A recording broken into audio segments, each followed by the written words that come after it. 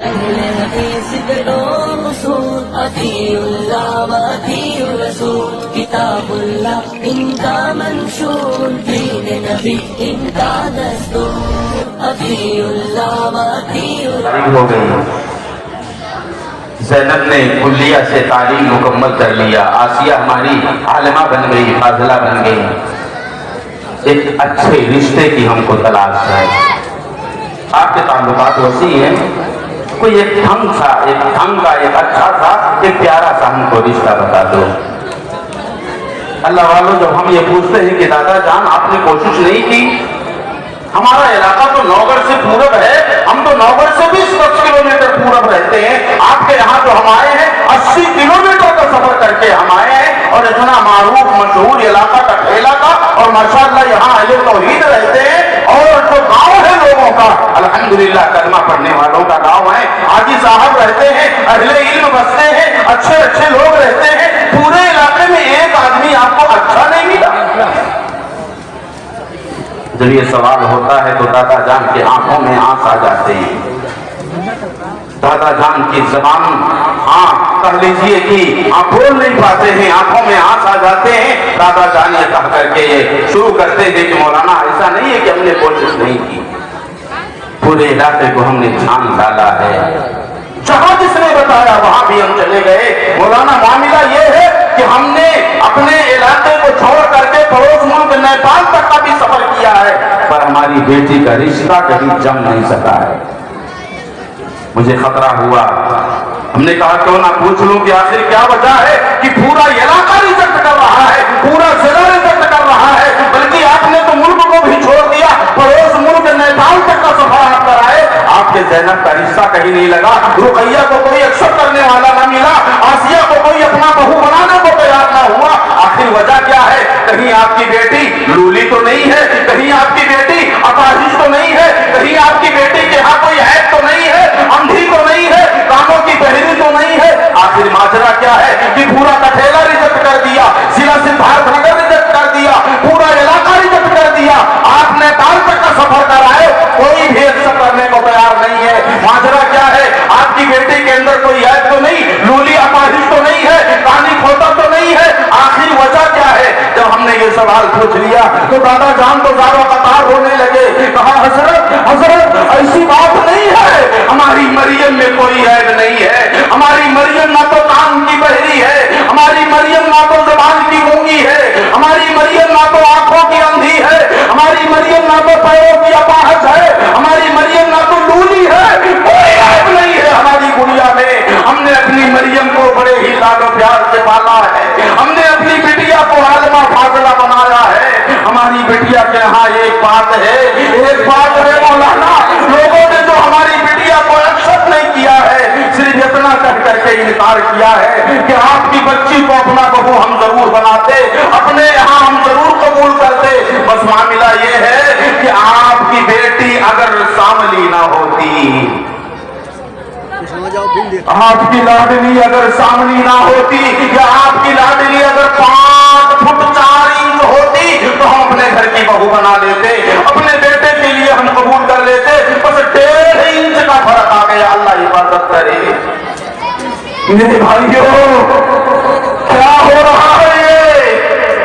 کس کو آپ نے کہہ دیا اور عیب آپ نے کہاں نکالا ہے؟ کس کا عیب آپ نے تلاشا ہے؟ کس کا عیب آپ نے ڈھونڈا ہے؟ اور اللہ کا قرآن سنا دیں، آپ نے تو الحاج عبدالغفار صاحب کو سنایا ہے، آپ نے الحاج عبدالکریم صاحب کو سنایا ہے، جس کی لگتے جگر تھی اس کو آپ نے بتایا ہے کہ آپ کی بیٹی ساملی ہے، جس کی بنا پر ہم قبول نہیں کر رہے ہیں، آپ کی بیٹی ہائٹ میں ذرا ناٹی ہے، جس کی بنا پر ہم قبول نہیں کر رہے ہیں۔ اللہ والو، ٹھیک ہے آپ سنائے ہو، تھوڑی ہماری بھی سن لو، تھوڑا اللہ کا قرآن بھی سن لو۔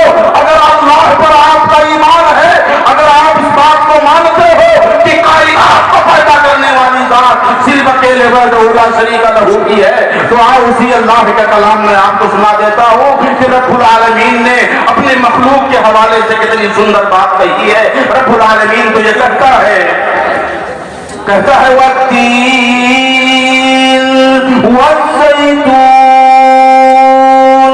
وطور سینین وهذا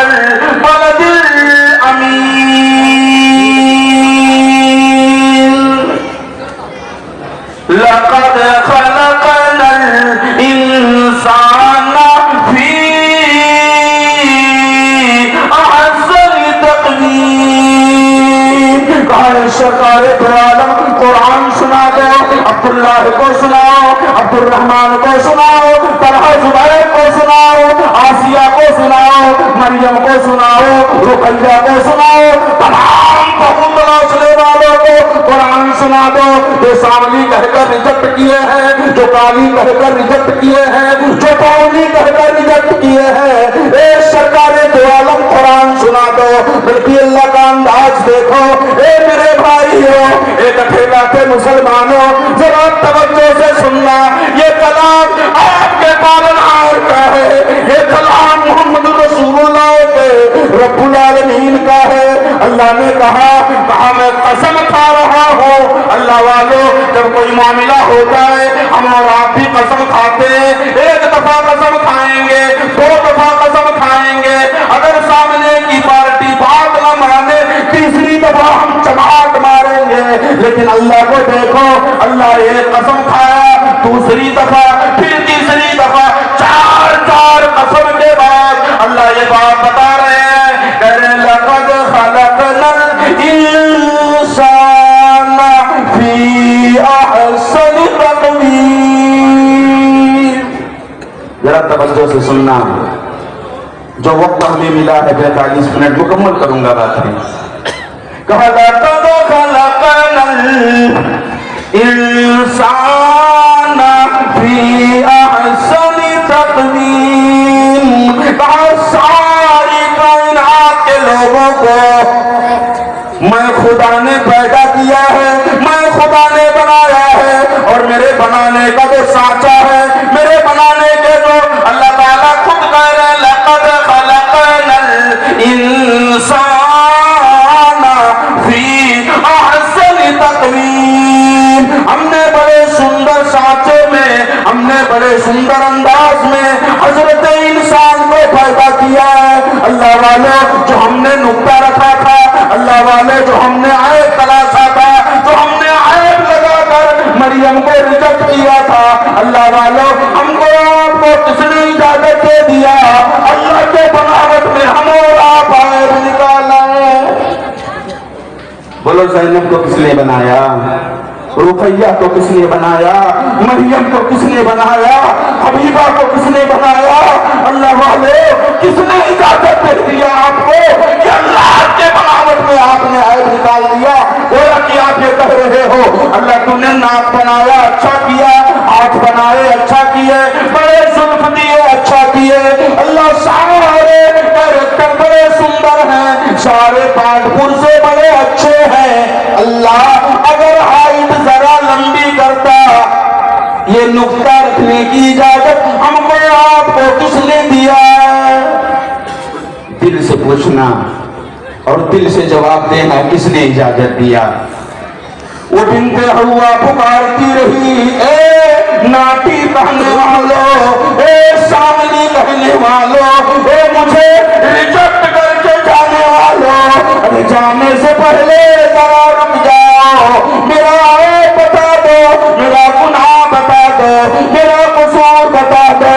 بنت حوا پکارتی رہی، بنت حوا چلاتی رہی، حاجی صاحب کو کوئی فرق نہیں پڑا، نمازی صاحب کو کوئی فرق نہیں پڑا۔ اللہ والوں ناٹی کہہ کر چلے آئے، بنت حوا پکارتی رہی، اے جانے والے جانے سے پہلے میرا عیب بتا دے۔ ارے جس اللہ نے تجھے گورا بنایا ہے اسی اللہ نے ہمیں سانولا بنایا۔ اس میں میرا اپنا کیا قصور ہے؟ اس میں میرا اپنا کیا گناہ ہے؟ جس اللہ نے آپ کو بنایا ہے اسی اللہ نے ہم کو بنایا ہے، کیا گناہ ہے ہمارا؟ اللہ والو لقد خلقنا الانسان فی احسن تقویم۔ آگے کی آیت کریمہ اگر آپ دیکھیں تو اللہ کہہ رہے ہیں یا ایھا الناس انا خلقناکم من ذکر وانثى وجعلناکم شعوبا وقبائل لتعارفوا ان اکرمکم عند اللہ اتقاکم۔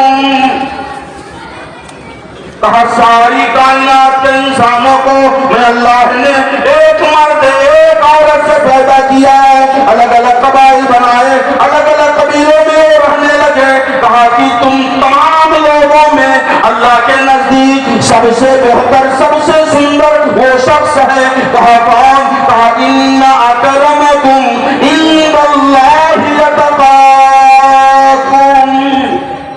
یہ نہیں کہا جو سب سے لمبے ہوں، یہ نہیں کہا جو سب سے سندر ہوں، یہ نہیں کہا جو گورے چٹے ہوں، یہ نہیں کہا کہ رنگ روپ میں جو سب سے سندر ہوں. کہا ان اکرمکم عند اللہ یتقاکم. اور ہمارے رسول نے بھی یہی کہا تنکح المرأة لأربع ولمالها ولجمالها ولحسبها ولدينها. کہا اے لوگوں تم اسے دیکھنا جسے اللہ دیکھ رہا ہے، یعنی دینداری کو ترجیح دینا. اب ہمیں بتاؤ مریم عالمہ ہے، مریم فاضلہ ہے، اللہ کو جانتی ہے، رسول کو پہچانتی ہے، ہمارے رسول کا زیور پہنتی ہے، اللہ کے سامنے رکوع کرتی ہے، اللہ کے سامنے سجدہ کرتی ہے. معاملہ صرف یہ ہے کہ رنگ روپ کی سانولی ہے. اس بنیاد پر ہم نے آپ نے ریجیکٹ کر دیا، جبکہ اللہ کہتے ہیں ان اکرمکم عند اللہ یتقاکم. مثالیں موجود ہیں. صحابی رسول ہیں حضرت جلیبیب رضی اللہ تعالی عنہ، ناطقت کے ہیں، سیاہ کالے کلوٹے بھی ہیں، لیکن جب معاملہ اللہ کے پیغمبر کا پہنچ گیا، اللہ کے رسول نے جو پیغام پہنچوا دیا تو بلا کسی جھجک کے قبول کر لیا گیا، یہ کہہ کر کے کہ ہمارے پیغمبر نے کہا ہے، ہمارے رسول نے کہا ہے. اللہ والو ہمیں کیا ہو گیا ہے؟ ہم اللہ کا قرآن سن کر بھی اپنی منمانی چلاتے ہیں، رسول کی بات سن کر بھی اپنی طبیعت کو سنتے ہیں. اللہ والو اگر ایسا ہو رہا ہے تو آؤ قرآن حکیم کی آیت سن لو. وما كان لمؤمن ولا مؤمنة اذا قضى الله ورسوله امرا وَرَسُولُهُ أَمَرًا. کہا اللہ اور رسول کے فیصلے کے آ جانے کے بعد اگر تم اپنی منمانی چلاؤ گے، وَمَن يَعْصِ اللَّهَ وَرَسُولَهُ فَقَدْ ضَلَّ ضَلَالًا مُبِينًا. اللہ رسول کی بات آ جانے کے بعد اپنے من کی سنو گے، اپنی طبیعت کی سنو گے، اپنی چاہت کے حساب سے کام کرو گے تو پھر گمراہی کے تلیق پر چل پڑو گے، اور جو گمراہ ہو جاؤ گے پھر ٹھکانا کل بدعۃ ضلالہ وکل ضلالۃ فی النار. اللہ والو اللہ کی بات اور رسول کی بات آ جانے کے بعد سارے معاملے ختم ہو جانے چاہیے. اب یہ باتیں یہاں سے نکل کر کے آتی ہیں کہ ایک عالم دین کا گزر آپ کے یہاں سے ہوتا ہے، آپ ہو کہ بلورو پر سوار ہو، 18-20 لوگوں کا قافلہ لے کر کے مکمل طور پر آپ تیار ہو، اور حاجی صاحب کا حال تو یہ ہے کہ مکہ مدینہ سے آیا ہوا وہ لال رومال صندوق اور سوٹکیس سے نکال کر کے بلورو کے آگے والی سیٹ پر آ کر بیٹھے ہوئے ہیں. حضرت کا گزر کیا ہوا؟ حضرت نے سوال پوچھ لیا، ارے حاجی صاحب یہ لمبا قافلہ کہاں چلا؟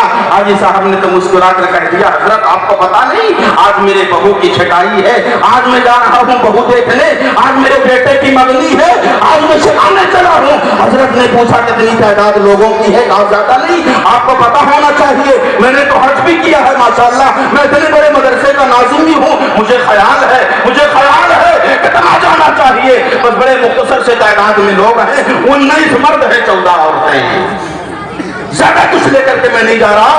اللہ والو قرآن نے اس بات کی اجازت نہیں دیا ہے، ہمارے رسول نے اس بات کی اجازت نہیں دیا ہے. باتیں لمبی ہو جائیں گی. بات یہاں سے آئی کہ من یعص اللہ ورسولہ فقد ضل ضلالا مبینا. کسی طرح سے باتیں اگر جم بھی جاتی ہیں، معاملہ اگر سیٹ بھی ہو جاتا ہے، باتیں شادی تک پہنچ بھی جاتی ہیں، تو اللہ والو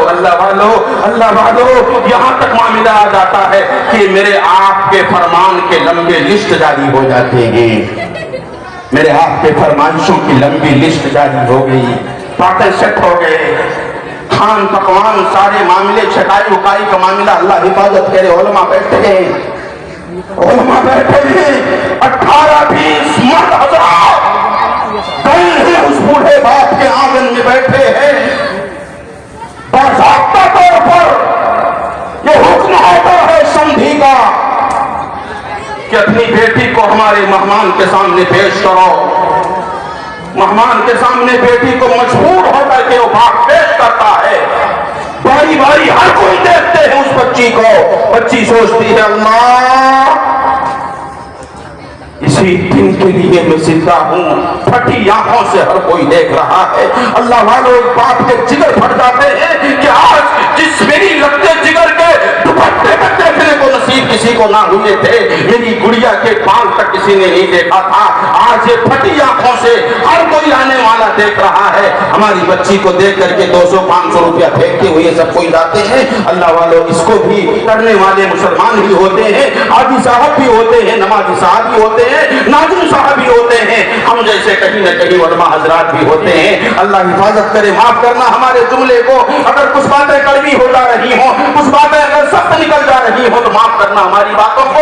आखिरी बात कह करके बात को मुकम्मल कर दूं कि अगर मामला किसी तरह से सट भी हो जाता है, बात शादी तक आ भी जाती है, तो एक फरमाइश की लंबी लिस्ट जो जारी होती है, अल्लाह वालों 3 लाख के नीचे तो बात नहीं बनने वाली है।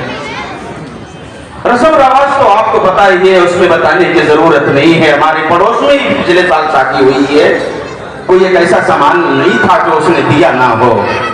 हम तो कुछ नहीं चाहते, हमारी मांग भी नहीं है, ना तो हमारी तरफ से कोई मामला है, ना कोई डिमांड है। हाँ, इतना जरूर कहूंगा कि जो हमारे मेहमान आएंगे ना, जिनको बाराती कहते हैं, उनकी ज़ियाफत में कोई कमी ना होने पाए, इतना कहूंगा जरूर। हाँ, ज़ियाफत के अंदर देखो, मैं भूल रहा हूँ कि ज़ियाफत में ऐसा होना चाहिए, कम से कम 2-3 किस्म का गोश्त होना चाहिए। अपने हिसाब से सारी बातें कर जाते हैं। मेरे भाइयों, कौन सी अदालत है, कौन सा इंसाफ है? मेहमान आपके हैं, न्योता आपने बांटा है, दावत आप दिए हो, दस्तरखान आपका संधि बिछाए, ये कौन सी अदालत है, कौन सा इंसाफ है? 300 बाराती आपके बुलाने पर पहुंचे हैं, मेहमान के तो आपके हैं, न्योता आपने बांटा है, दावत आपने दिया है, और दस्तरखान संधि के यहाँ लगवा रहे हो, वो भी अपने फरमाइश के हिसाब से, अपने सारे फरमानों पर अमल करने का पाबंद बना रहे हो। अब आपको पता भी है कि वो आपका संधि आपके बातों पर अमल करने के लिए, अपनी गुड़िया को सुहागन बनाने के लिए, अपनी बिटिया को दुल्हन बनाने के लिए, अपनी बिटिया को बेटा करने के लिए, अल्लाह की कसम, अपनी जमीन पर बेच रहा है, अपने आंगन के ज़ेवरात को बेच रहा है, दर-दर भीख मांगने पर मजबूर हो रहा है। बसा औकात ऐसी भी खबरें सुनने में आती है कि जिस गाड़ी का मुतालबा हमने किया है, वो गाड़ी वो फाइनेंस पर खरीद करके लाके बारातियों के सामने, दूल्हे के सामने पेश कर रहा है। अल्लाह वालों, फाइनेंस पे खरीद के आई ये गाड़ी, ये संधि को भी पता है, जितने बारात में लोग आए हैं उनको भी पता है, ये तमाशा हो रहा है। ये तमाशा करने वाले कहते हैं कि हम करने वाले को मानने वाले हैं, कहते हैं कि हमें पैदा करने वाला अल्लाह है, और उसी का कलमा हमने पढ़ा है। हम तो रसूलुल्लाह को मानने वाले हैं, हम अल्लाह को मानने वाले हैं। और सिर्फ एक हदीस सुना करके बात को मुकम्मल कर दो। 3 लाख रुपया ऐंठने वाले, 3 टाली सामान लेकर के आने वालों, 400 बाराती उसके सीने पर लेकर जाने वालों। एक हदीस में आपको सुना दूं, माफ करना मेरे जुमले को, एक हदीस में सुना करके बात को मुकम्मल कर रहा हूँ। सरकार दो आलम जनाब मोहम्मद रसूलुल्लाह सल्लल्लाहु अलैहि वसल्लम ने सहाबा किराम की जमात से पूछा था, कहा मेरे सहाबा बताओ मुफलिस इंसान कौन है? सहाबा बैठे हुए हैं, अल्लाह के नबी ने सवाल पूछा, सहाबा जवाब देते हैं, कहते अल्लाह के नबी हमारी नजर में मुफलिस इंसान वो है जिसके पास दिनारो दिरहम ना हो। अल्लाह के नबी कहते हैं ला, कहते नहीं, कहते फिर अल्लाह जाने, उसके रसूल जाने। अल्लाह के नबी कहते हो मेरे सहाबा सुनो, असल मुफलिस इंसान वो है। कहा कौन? कहा कल क़यामत के रोज जब सारी कायनात के लोगों को मौला जमा करेगा, मौला इकट्ठा करेगा, जहां अंबिया होंगे, जहां शुहदा होंगे, जहां नेक होंगे, जहां पद होंगे, जहां बेटी वाला होगा, जहां बेटा वाला होगा। अल्लाह की अदालत है, अदल का तराजू मौला के हाथ में है। अल्लाह ताला मैदान महशर में जब जलवा फरोज होगा, अदल और इंसाफ के लिए, अल्लाह ताला फैसला करने के लिए नबी रहमत ने बयान किया, कहा ए लोगों सुनो, दादा खलील जैसे पैगंबर सारे कतार रोएंगे। अल्लाह इब्राहिम का क्या होगा? आदम रोएंगे, मूसा कलीम रोएंगे, सरकारे दो आलम पेशानी अल्लाह के हुजूर टेके पड़े होंगे। वो दिन मैदान महशर का होगा। मुख्तसर ये कि अल्लाह ताला अपने सामने एक बंदे को पेश करेगा। اللہ سوال پوچھیں گے بتاؤ 70 برس کی جو زندگی دیا تھا کیا کیے؟ وہ پیش کرے گا. اس کے پاس نماز کی نیکی ہے, اس کے پاس روزوں کی نیکی ہے, اس کے پاس صدقہ خیرات کی نیکی ہے, اس کے پاس حج عمرہ کی نیکی ہے. یہ اتنی ساری نیکیاں لیے کھڑا ہے. نیکی نماز کی موجود, حج عمرہ کی موجود, صوم و صلات کی موجود, ساری نیکیاں لے کے کھڑا ہوا ہے. بات سمجھ میں آ رہی ہے؟ بات سمجھ میں آ رہی ہے؟ ساری نیکیاں لے کر کھڑا ہے, حج بھی کیا ہے, عمرہ بھی کیا ہے. اس کے قدم جنت کی طرف بڑھے کہ اس سے پہلے ایک دوڑ کے آنے والا دوڑ کے آئے گا اور کہے گا اے مالک یوم الدین, اے قیامت کے روز کے مالک, اے عدل کے ترازو کو سنبھالنے والے, اے عدل و انصاف کرنے والے, اے میرے پروردگار, ان کے پاس نماز کی نیکی ہے, روزوں کی نیکی ہے. اللہ ٹھیک ہے, اللہ میرا دنیا میں ان کے ساتھ معاملہ تھا, اللہ یہ دنیا میں ہم کو ستائے تھے, اللہ میرے خلاف مقدمہ کیے تھے, اللہ میرے خلاف جھوٹی گواہی دیے تھے, میرا زمین و جائیداد ہڑپ لیے تھے, اللہ دنیا کے معاملات دنیا میں حل نہیں ہوئے تھے. کیوں؟ کیونکہ میں غریب تھا, لاچار تھا, مجبور تھا, پورا گاؤں ان سے ڈرتا تھا. اللہ جب میں نے دنیا میں کہا تھا جا تجھے میں قیامت میں دیکھ لوں گا, آج قیامت کے دن ہے, مولا تو عدل کر دے, انصاف کر دے. عدل یہ ہوگا, انصاف یہ ہوگا کہ فریادی کے فریاد کو سن کر کے اللہ تعالیٰ اس کی نیکیاں اٹھا کر کے دے دیں گے. یہاں تک کہ ساری نیکیاں ختم ہو جائیں گی پر فریادی ختم نہ ہوں گے. باری باری لوگ آئیں گے, اللہ والوں اب تو دامن میں نیکی بچی نہیں, اب بھی فریادی آ رہے ہیں. اللہ کے نبی یہ کہتے ہیں کہ فریادی آئیں گے, نیکی تو دامن میں ہے نہیں. اب فریادیوں کے فریاد کو سن کر کے اللہ تعالیٰ ان کا گناہ اٹھا کر کے ان کے سر پہ ڈال دے گا. اللہ والوں آؤ آؤ بات کو مکمل کر دیں کہ میدان محشر میں ہم ہوں, اگر ہم اللہ کے سامنے کھڑے ہوں اور میرا آپ کا گریبان پکڑنے والا, اللہ کی عدالت میں FIR کرنے والا, فریاد کرنے والا, ٹھیک ہے میرے آپ کے پڑوس کا نہ ہو, میرے آپ کے گاؤں کا نہ ہو, اسی طرح سے میرے آپ کے اپنے اور علاقے جوار کا نہ ہو, اگر میرے آپ کے گریبان کو پکڑنے والا میرا آپ کا اپنا سب سمجھی آ جائے اللہ کی عدالت میں اور یہ سوال کر دے اے میرے پروردگار پوچھ لے ان سے, دنیا کے اندر 3 لاکھ روپیہ نقد لیے تھے, 3 ٹالی سامان لیے تھے, ہمارے رگوں کا ایک ایک قطرہ خون نچوڑ لیے تھے, در در بھیک مانگنے پر ہم کو مجبور کر دیے تھے, ہمارے گھروں کی عورتوں کو زیور تک بھجوا دیے تھے, ہماری زمین و جائیداد گروی رکھوا دیے تھے. آج تیری عدالت ہے, اللہ تو پوچھ رہے ان سے کس گناہ کی سزا یہ ہم کو دنیا میں دیے تھے. زینب کا ابا ہونا گناہ تھا, مریم کی پرورش کرنا گناہ تھا, یا بیٹیوں کا ابا ہونا گناہ تھا؟ کیا گناہ کیا تھا ہم نے جو دنیا میں اتنی بڑی سزا ہم کو ملی تھی؟ اللہ آج تیری عدالت ہے, عدل کا ترازو تیرے ہاتھ میں ہے, مولا تو عدل کر دے, انصاف کر دے. اللہ والوں کیا جواب ہوگا میرے آپ کے پاس؟ سوال آپ کے سامنے ہے, جواب ہم کو دینا ہے, وہ بھی اللہ کے سامنے دینا ہے. اللہ والوں جاؤ جاؤ, یہ معاملات ہیں, ورنہ بیٹھے ہوئے ہیں, مسئلے آ کر کے آپ پوچھ لینا کہ اگر ہم نے آپ نے ظلم و زیادتی کر کے اپنے سمجھیوں کے رگوں کا یہ قطرہ بھی چوسا ہے, ظلم کر کے ایک سامان بھی اگر ہتھیائے ہیں, تو رب محمد کی قسم جب تک وہ سمجھی معاف نہیں کرے گا تب تک معاف ہونے والا معاملہ نہیں ہے, کیونکہ یہ معاملات ہے اور دنیا کے اندر معاملات جب تک ختم نہیں کریں گے تب تک اللہ اس گناہ کو معاف نہیں کرنے والا ہے. لہذا آخر میں گزارش کے طور پر میں آپ سے بھیک مانگنا چاہتا ہوں, بخش دو ہماری بہنوں کے عزتوں کو, بخش دو ہماری بیٹیوں کے آبروؤں کو. سوشل میڈیا کے ذریعہ ہم اور آپ بے شمار ایسی خبروں کو دیکھ رہے ہیں کہ ہماری بہن سلیمن, ہماری بہن رقیہ, ہماری بہن آسیہ کس کے دامن کو تھام رہی ہے, کہاں جا رہی ہے, کس دروازے سے داخل ہو رہی ہے. حالات اس بات کی اجازت نہیں دیتے. آپ سمجھ سکتے ہو میں کہنا کیا چاہ رہا ہوں. سارے دروازوں کو ہم نے بند کر دیا.